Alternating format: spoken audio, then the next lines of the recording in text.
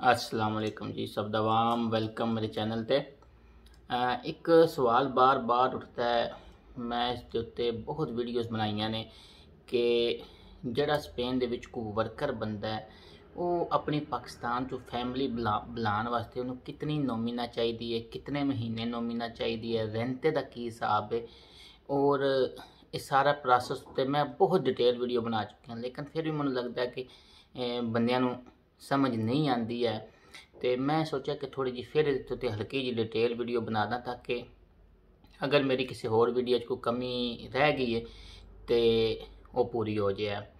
पहली चीज़ तो है कि ਜਦੋਂ कोई भी वर्कर बंदा ਜਿਹੜਾ ਕਿਸੇ ਕੋਲ ਕੰਮ ਕਰ ਰਿਹਾ, ਕਿਸੇ ਦੇ ਇੰਪਰੈਸ 'ਚ ਕੰਮ ਕਰ ਰਿਹਾ, ਉਹ ਆਪਣੀ ਫੈਮਿਲੀ ਪਾਕਿस्तान ਜਾਂ ਇੰਡੀਆ ਤੋਂ ਬੁਲਾਉਣਾ ਚਾਹੁੰਦਾ ਹੈ ਤੇ ਉਹਦੇ ਵਾਸਤੇ ਪਹਿਲੀ ਚੀਜ਼ ਤੇ ਆਵੇ ਕਿ ਉਹਨੂੰ ਕਮ ਅਜ਼ ਕਮ 1 ਸਾਲ ਸਪੇਨ ਦੇ ਵਿੱਚ ਲੀਗਲ ਰਿਹਾ ਹੋਵੇ। ਯਾਨੀ ਕਿ ਜਦੋਂ ਉਹਨੂੰ ਸਪੇਨ ਦੇ ਕਾਗਜ਼ ਲੱਭਦੇ ਨੇ ਤਾਂ ਪਹਿਲੇ ਸਾਲ ਦਾ ਕਾਰਡ ਲੱਭਦਾ ਹੈ, ਉਹ ਸਾਲ ਪੂਰੇ 'ਚ ਫੈਮਿਲੀ ਨਹੀਂ ਬੁਲਾ ਸਕਦਾ। ਜੋ ਇਹਨੂੰ ਨੈਕਸਟ ਕਾਰਡ ਲੱਭੇਗਾ ਤੇ ਉਹ ਆਪਣੀ ਫੈਮਿਲੀ ਬੁਲਾ ਸਕਦਾ। ਪਹਿਲੀ ਚੀਜ਼ ਹੈ। दूजी चीज़ है कि अगर किसी ने पिछले साल काम नहीं किए या तो वर्कर वास्ते इन्नी कोई पाबंदी नहीं है।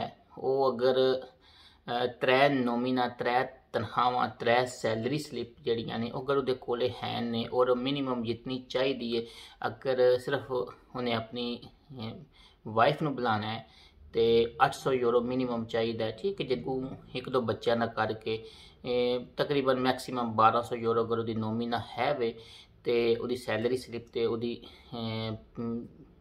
1200 है व्यक्ति, यानी कि गौरमेंट के कागज़ों में 1200 यूरो कमाता पाया तो वो अपनी फैमिली बुला सकता है। हुण ये एक होर मैं चीज़ एक ऐड करना चाहना वा कि बाद जोड़े साढ़े पाकिस्तान च फैमिलीज़ बैठिया ने उन्होंने नहीं पता कि सैलरी स्लिप की होंदी है और बाद दफ़ा वो नहीं इस प्रोसेस को समझदियां। मैं उन्होंने वास्ते दसना कि जदों भी कोई भी बंदा स्पेन च काम करता है तो बाद दफ़ा उसका घट घंटे गौरमेंट के कागज़ों शो किया जाता है तो फिर वो वजह तो फैमिली नहीं बुला सकता।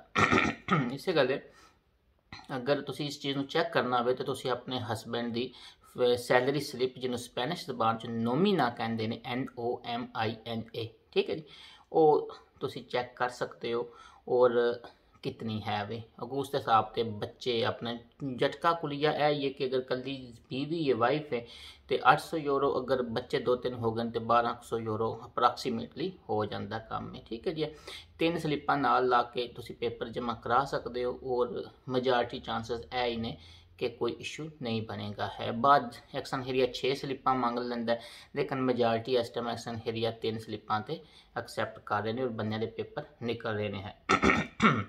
उस तो बाद लोग सवाल करते हैं कि रेंटा जरूरी है। रेंटा एक चीज़ होती है कि जी जो कुछ साल च कमाया है वो चौथे महीने गौरमेंट को शो करना होता है कि मैं इन्ना कमाया और उस चीज़ को एक गौरमेंट एक दो पेपर देंदी उसको रेंटा कहते हैं।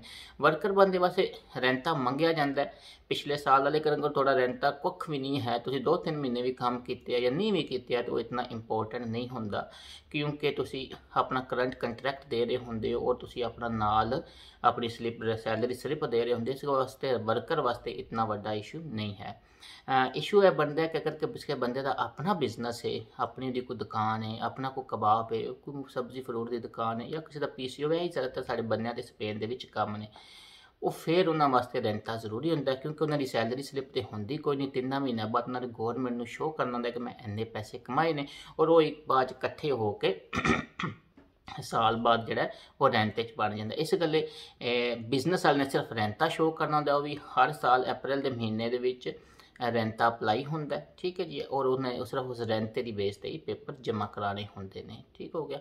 मैं ख्याल है कि मैं थोड़ी जी डिटेल वीडियो बना दी ताकि हर बंदे समझ आ जाए और इससे फिर भी रिलेटेड कोई भी क्वेरीज होवन किसी दियां ते वो जरूर दस्सियो।